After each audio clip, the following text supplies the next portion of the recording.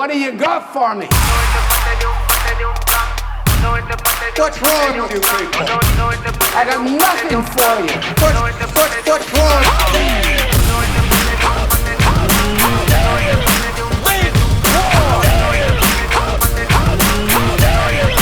You're not David. How do y'all feel this morning?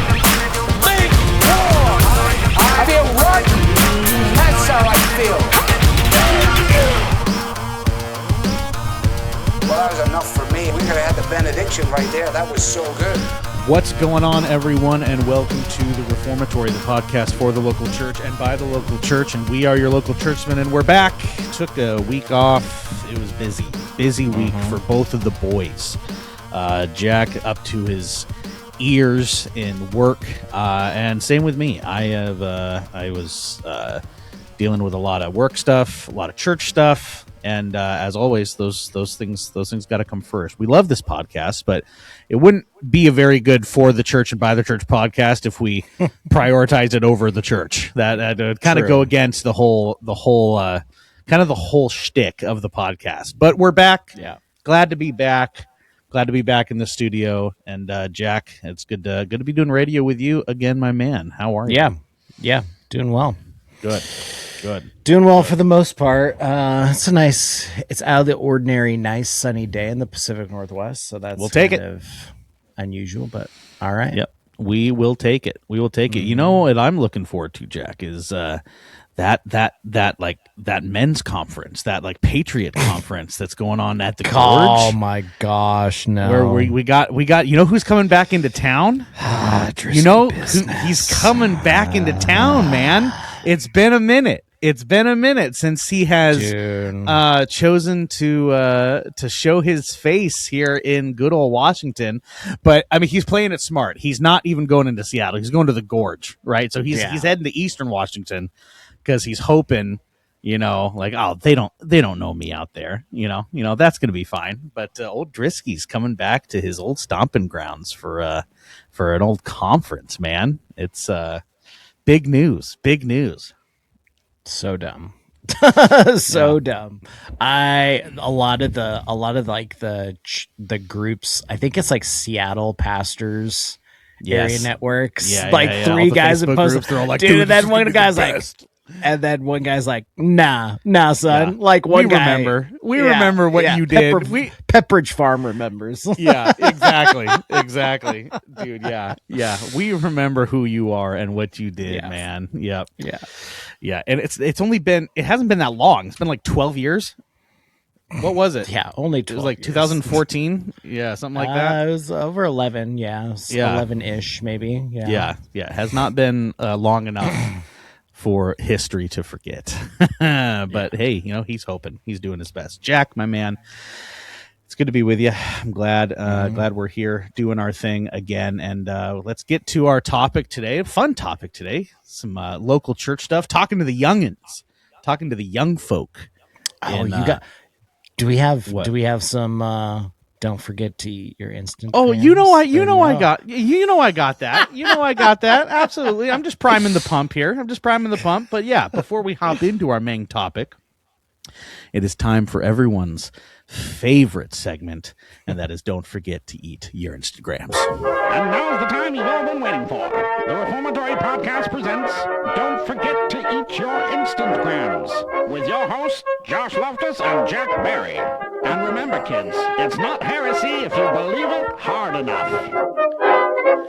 This is Don't Forget to Eat Your Instagrams, and remember, kids, it's not heresy if you believe it hard enough. That's how it works these days. Jack, my man, I've got some choice selections for you today, dude. This choice first meats. one, choice meats, absolutely. Yeah, this first one. Sorry, I got something in my eye. I don't know what's going on right now. There we go. I think we're good. This first one, man, came across my Insta feed, and I had to save it. Had to save it. Courtesy of the liberal. I think it's some Lutherans. I think we got some Lutheran shenanigans going on. Gosh, the weird ones, the bad one, right? Yeah, right? There's obviously a spectrum, right? But it's either them or it's what's the ECC? Is that the ecumenical something I can't remember. Episcopalians, maybe. Episcopalian. I think it's Episcopalian. Actually, I'm gonna backtrack a little bit. I think we got some Palians here, dude. Combining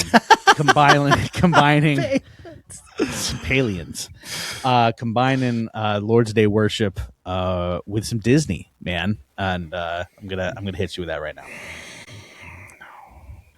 We're going to sing together Circle of Life.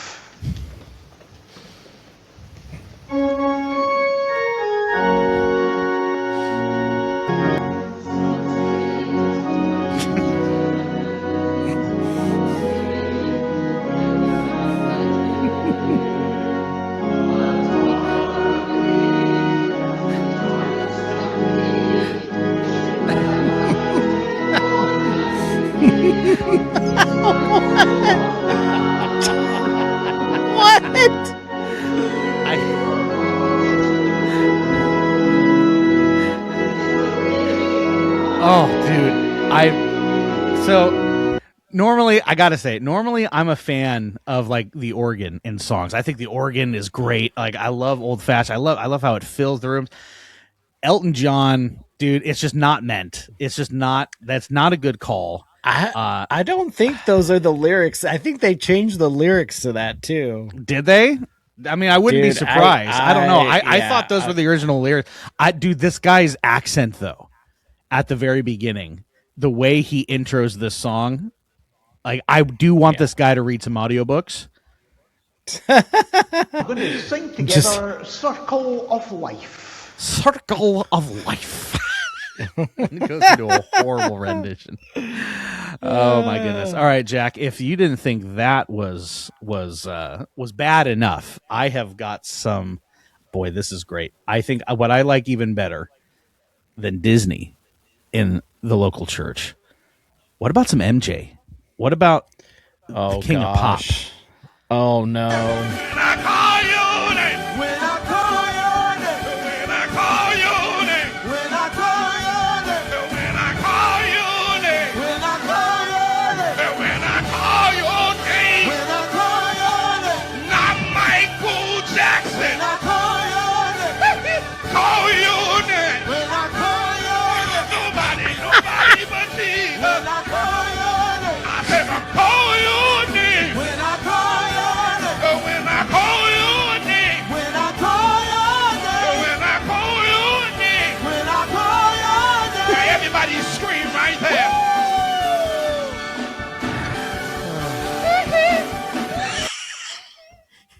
So for the audio only,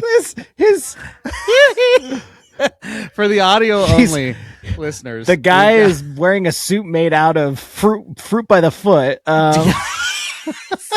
Dude, he looks like his suit. It looks like by the foot, bro. It's so ridiculous. That's such a great description. It does. It looks like it's made out of juicy fruit gum. All right, and he's got the MJ white glove on, and they're leading something's happening here, dude.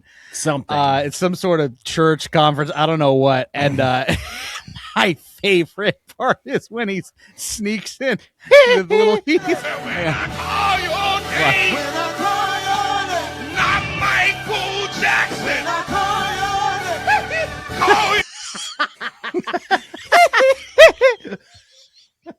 What the heck, dude? He had to do that. Baby, what y'all doing? What are we doing right now? Dude, let me say, it's not Michael Jackson, but he's dressed like him and he's trying to do an impression.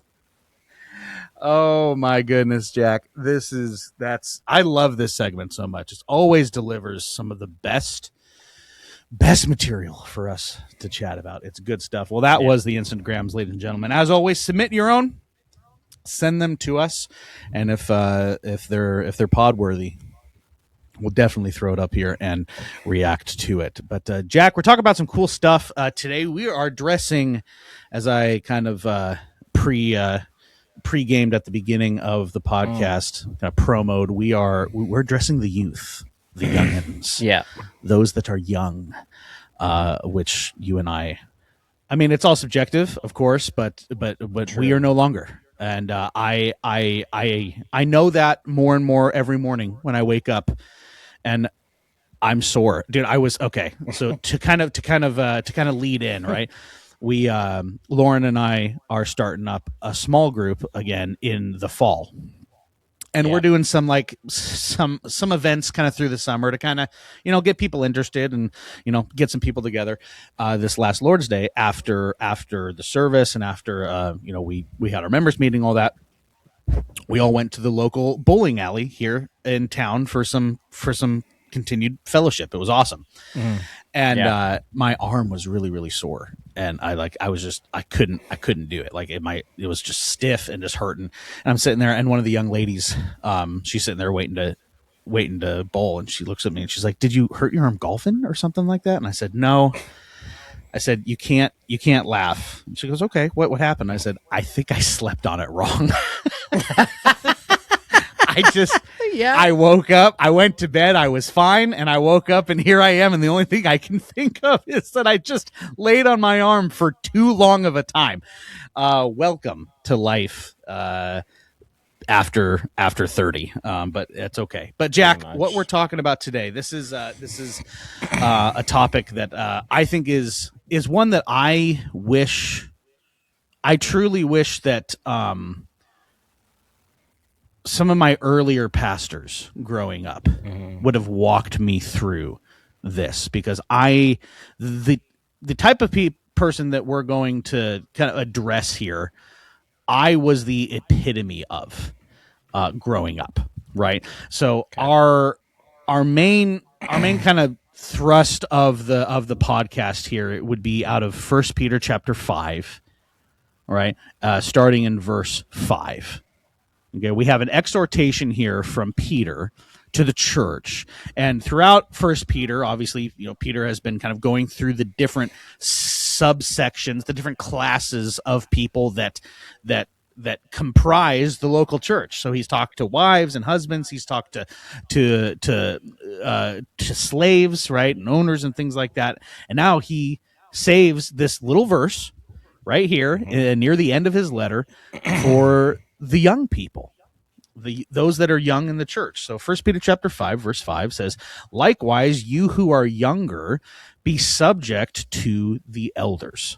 And it goes on to say, "Clothe yourselves, all of you, with humility toward one another, for God opposes the proud, but gives grace to the humble." Okay, so I will say on the outset, there is some debate. Like when I was preaching this, the first thing that kind of came to my mind was, okay, right, we look at this in context. Because there's two roads that you can take with this verse. He's either talking to those that are young in age, right, as it would be read plainly, those who are not physically or spiritually or mature in those ways, right? They're just not old, right? They're kids. Or he's speaking to those that are primarily spiritually young. So the new converts, those that have not been Christians a while, right? He has just addressed elders and the importance of leading well, right? And leading like Christ, just in the verses previous to this. So it could be very well that he is now addressing those that are not elders, those that do not meet those qualifications because they are new converts, right? Either way you interpret that verse, I believe the applications are the same. I believe the exhortations that he gives here can be applied directly and easily to both. So whether you are listening to this and you are a new convert, you haven't been a Christian for a long time, you've come to the Lord recently, or you are just younger. You are young, just in age, and you are perhaps a younger man or a younger woman that is navigating being a Christian on your own in the local church that you're at, right? These words that Paul gives and some of the things that Jack and I want to encourage you in, these are for you. And I want to be very clear, none of these exhortations come from a an old man on his porch screaming, "Get off my lawn" mentality.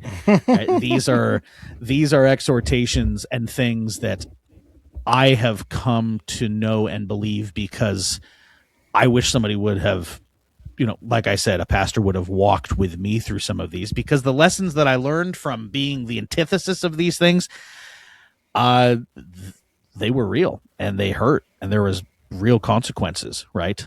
But Jack, when you before we get into some of the stuff that I've got here, when you think about the young folks in your church, when you just think about young folks in the local church in general, maybe not yours, I am of the opinion that there's a great lack of discipleship in the American church when it comes to those that are young.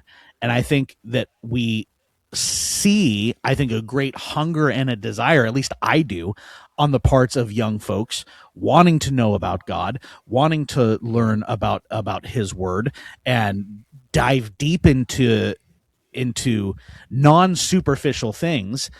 And the outlets for them to be able to do that are few and far between. And that's a discouraging thing for me, but also something that gives me a lot of drive and motivation to want to continue to be that for young folks, because let's face it, everyone's discipled by something. You're either going to be discipled by the word of God, or you're going to be discipled by things like social media or your friends or whatever's going on in the culture, right? Have you kind of sensed that in your area and in your local church as well? Would we be kind of on the same page on that? Yeah. I think that generally, I think that YouTube and social media and the internet has more of a pull towards Gen Zers and even Gen Alpha than it does millennials right now. I think we were on the cusp of a lot of stuff. And I think we use the internet as like a means of just entertainment, versus right now, just a lot of Gen Z and a lot of Gen Alpha folks are just going to YouTube to try and learn theology. And that's just the last place you should go to get discipled, is through YouTube, to be quite honest. So I think part of it is that you have this dynamic in where you don't have the same things that maybe you and I did, maybe like in our Christian faith. You've obviously probably been a Christian than I have, but I came to faith like during a time of just like basically like the mid 2000s, mid to late 2000s. And we just started to get, I think, or at least I saw this, we just started to get maybe the advent of having YouTube and people posting sermons on YouTubes and stuff like that. So that's a little bit different. I think you had the blog when we were around. You get a lot of blogs. Now it's like, now you have the Substack, which is, I feel like everybody tries to be sophisticated if they have a Substack and they write articles and stuff like that on it now. It's like, stop trying to be a blog. Stop trying to do that. That ship has sailed, guys. It's just the longer Twitter is what it is. They don't want to spend the money for Twitter. I think the amount of time spent online, I feel like this for anybody, to be quite honest, that takes up most of our days. And so it's easier to do a quote unquote discipleship through YouTube, or look up something, or chat GPT it, or to do that, versus intentionally try to connect with people in person and talk about these things, and also glean and listen from your elders as well too. If you take upon, I think the thing that's lacking maybe in, I'm not going to use a broader brush, but I see it in little pockets. I think the thing that's lacking is that sometimes we don't take Acts 2:42 into consideration when we start to disciple people, meaning that we don't take the teaching of the apostles, the word of God, and apply it in certain capacities in which we should, but also make it a way in which we can open it up to where it's accessible and you can ask questions about it. I think a lot of maybe younger generations, like even younger than millennial, think that they just are kind of getting preached to, or you're just getting this information, so you're trying to sift through all this stuff. Yeah. But you need to wrestle with stuff, to be quite honest. And in order to do that, I think that if you're part of a local church, you have men who have wrestled with things for many years and have much wisdom about these things versus any other. I mean, sure, there's people on YouTube that are helpful, but they're not your pastors. They don't care about you. Yeah. I think they pray for you and they care about you as a person of the church if they're a Christian, but they're not indebted into your life like your local pastors are. Yeah. And so I really think when it comes to discipleship and when it comes to leaning on elders, and especially men who are older and wiser and have been through life stages longer than you have and more indebted, more in debt, I guess, in depth ways than you have. Those are the type of men that you want to glean from. Yeah. And I think that sometimes we just don't have enough opportunity. We don't make opportunities and margin to have discipleship of young men sometimes, maybe because we don't think that they have margin either. So there's ways in which I think that the church can obviously step up to the plate and make margin to disciple, but it also has to be the pastors as well too, seeing that there's a need in your local church. So yeah. I think that's a great point. You know, when we look at the reasons why, I mean, there's lots of reasons why the Apostle Peter would give this exhortation to the young folks, right? I think one of the main ones is what you just addressed, is that, you know, God has, in his will and his sovereignty, placed these men in that church, you know, over you. And again, I'm speaking to those that are young, right? He's done that for a reason. He's done that because he cares for you, right? He cares about you. He cares about your soul. He cares about the way in which you learn about who he is, how that process happens, and then how those things that you learn are then applied in your life. And he's given us older and wiser people in our lives, right? Again, in this context here, the elders of your church, to be one of the primary ways that those things are worked out and those things are received, right? So when we see in Scripture, especially here in 1 Peter, the exhortation to the young to submit to their elders, that's not just a domineering, I'm older and smarter than you, I've lived more life, you know, so therefore submit to me and just be quiet. This isn't a, you know, kids need to be seen and not heard thing. This is a, you know, you should be subject to your elders. And one of the reasons is because God has placed them over your life. He's given them wisdom that you do not have. He's given them experience that you have not gained. And especially in a Reformed Baptist setting, in a congregational setting, right, where we take the affirmation of elders very, very seriously. If you're a young person and you're a member at your church, right, keep in mind, if the elder is worth affirming, he's worth submitting to, right? And that goes not just for young folks, but everyone in the church, right? I mean, we get that in Hebrews 13, right? Obey your leaders and be subject to them, for they are keeping watch over your souls as those who will have to give an account. Let them do this with joy and not with groanings, because that would be of no advantage to you, right? They have been given that responsibility, so let them do their job and support them in that job, and don't be one of the individuals in that church that causes your elders to groan, right? Because then shepherding your soul, although they will continue to do it faithfully, is no longer a joy. It's something that's hard and something that is difficult. And I know that when I was young, Jack, I was a difficult sheep. I was a difficult young person, right? Which kind of leads me to my second thought. The reason Peter gives this is because, and again, this is not a put down at all. This is not me being grumpy. This is me knowing how I was when I was young, and knowing that this just comes with the territory. Being young often means that there's a lot of zeal, but not a lot of wisdom.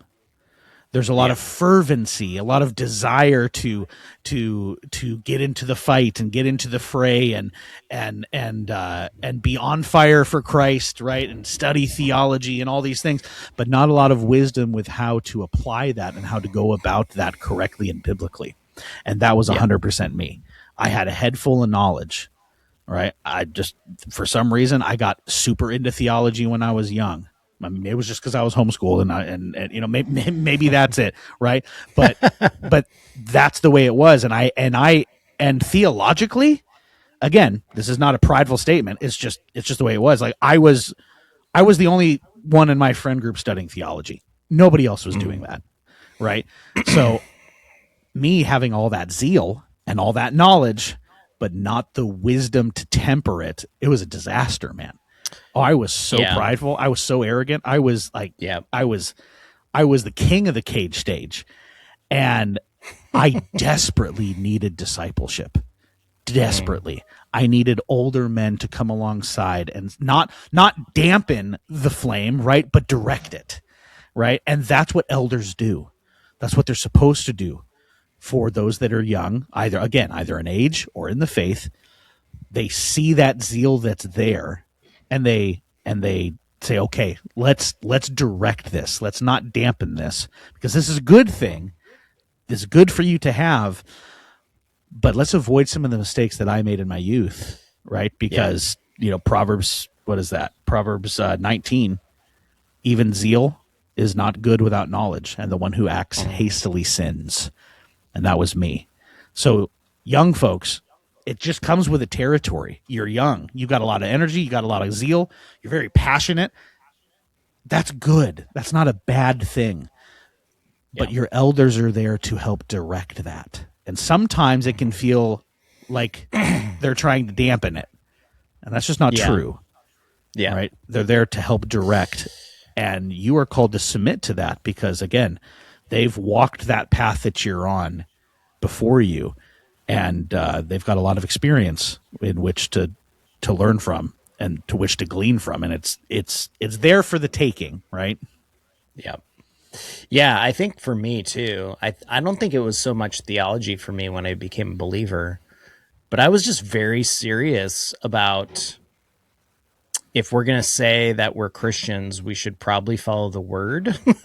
Right. And I did it so zealously that it started to become legalistic. Sure. But I did have to, I mean, and it was interesting too. I had a mentor of mine, thankfully. He came alongside me. I think it was like maybe a year after I became a believer. Mm-hmm. His name's Ron. He's a pastor over in Cle Elum now, but he was a pastor in Ellensburg, Washington, where I was at. And former UW running back, was in the NFL for maybe a couple years as well, too, for Washington, D.C. team. And he left, and then he started to do... he left the NFL to do basically missions work in Africa, South Africa, Zimbabwe, Mozambique area.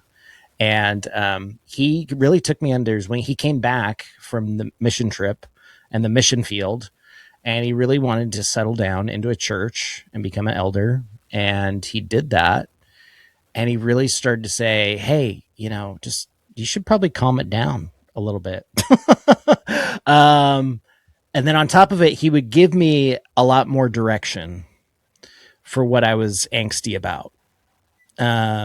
I think I was angsty about the fact that, and I think it was, I don't know, you could say a traumatic response to the fact that I had so many Christians in high school who I knew, but they wouldn't tell me the gospel. Oh, gotcha. And it's just like, why don't we just do what the word tells us to do, which is preach the gospel? And we can say that with words. We just don't need to do that with actions, people. We can actually say it with words to our friends, right? It does help. In word and deed, right? In word and deed, So, yeah, I think I was really upset about that. And I think I was upset about people becoming hypocrites that I saw growing up as well, too. But I think it became more evident when I had more men like Ron, who became one of my elders at the church I was at, thankfully, had him come into my life and really mentor me and really bring me up in the faith. And then as well, too, having other men, I think, although they weren't elders, I think they were pretty much to that caliber in Campus Crusade who were really mentoring me as well, too, to try and get me in a frame of mind of being like, you need to come at this a little bit differently than just slinging, like coming out there with just pistols blazing. You need to show compassion for people. And you need to do that because, I mean, obviously Jesus showed compassion. We just went through this text in John 6 where Jesus feeds the 5,000 and he shows compassion over the people. But also he is testing the people as well, too, because they are trying to make him king. They are trying to do stuff that Jesus does not want them to do. Yeah. Are you here for salvation or just to get fed? Yeah. So yeah, there's a balancing of those things, right? But I think that for me, it was the word. And the word, and I really wasn't, honestly, it took me about another maybe 10 years in order for me to really get into theology. And I had to go, I think what you dealt with, the cage stage stuff in like 2015 and 16, sure, where I was deep diving into a lot of particular Baptist theology at that time. And I feel like that was where I was settling my feet down in, could really get a hold on that. But for me, it was, I needed the word. The word is like this constant food and this source of water, right? And I can't get enough of it. But, I'm drowning people in that water. That's not very helpful, So, yeah, if I didn't have Ron in my life, if I didn't have other men in my life too, to steer me, to direct that angstiness and that zealousness, it was just been like an uncorked bottle. You're just an uncorked jerk, going around, and then you're doubly a hypocrite of what I was frustrated at. So yeah, exactly. Yeah, 100%. Yeah, and that leads us kind of into our final point is, I think, another very important reason that Peter gives this exhortation to the young is something to acknowledge, is because, let's be real, there are going to be times in our tenure at the local church where the shepherds do not lead in a way that's very shepherdly. All right. I am not a perfect shepherd. Of course not. There are ways that I preach where I've said things that are incorrect. There's been times where the counsel that I have given is not the best counsel in that moment. There's been times where I've responded out of frustration and not patience. Your shepherds are going to fail, right? Remember, they're pointing to the chief shepherd. They are not the chief shepherd. We are, yes, very true. we are very, very cheap imitations of the great shepherd, right?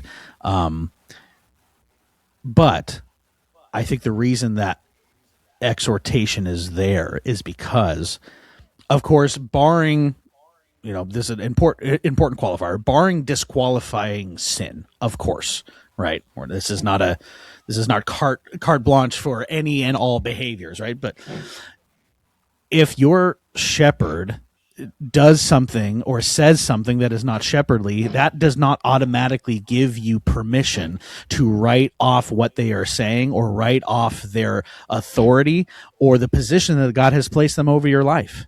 Just because they sin against you, which they will, we're sinners in a local church, right? Remember, they are a fellow member of that body with you. We are called to interact with each other in a certain way, which is, again, why I think ironically, Peter goes into speaking about the importance of humility right after this in verse 6, right? Clothe yourself in humility, because he understands there's going to be times where we interact with one another in a way that is not Christian, right? Yeah. And because one of your shepherds does that, you are still called to be subject to them, because that's the commitment that you made. And that's the position that the Lord has put them in. That doesn't mean that sin is not confronted. That does not mean that hard conversations can't happen. That doesn't mean that you should not go to that elder and say, hey, when you said this or when you did this, that hurt. And I need you to know that, right? You absolutely. That's how we deal with sin in the camp. But that does not give you permission to write them off, right? Because again, if we were to reverse that scenario, just coming from a shepherd's point of view, right? What if your shepherds took that road with you? I don't think you'd want that, right? Oh, they messed up again. Mm-hmm. Oh, they didn't do the homework that I gave them to do. So and so said, didn't respond well to his wife again. They're fighting again. I guess that means I'm going to write them off. I don't need to shepherd them anymore, right? Of course, that would be derelict of duty as a shepherd. That's not what you do, and not how you're called to interact with the sheep. And likewise, that's not how you're called to interact with your shepherds, right? Yeah. So I think this exhortation is important to remember, because yes, there's a lot of zeal and often not a lot of wisdom. God has given your shepherds wisdom and experience that is for you. It's for your sanctification. It's for your good. It's a means that the Lord is going to use to continue to carve and chip you into the image of his Son. And there's going to be times where those shepherds fail, and when those shepherds do not exemplify the chief shepherd as well as they could. But you're still called to walk through that with humility, and don't let the zeal that you have cause you to write off their shepherding because they slighted you or they wronged you, right? Yeah. So those are just kind of some thoughts that we've got. Jack, any final thoughts on that? No, I think the biggest thing is just with all of your being, just try to be humble. I think that's the one thing that I wish I would have done more of when I was younger in the faith, is just try to be humble, try to learn, try to say, I don't know, this is what I'm seeing, can you help me? I think humility just goes a long way in life, especially in the church.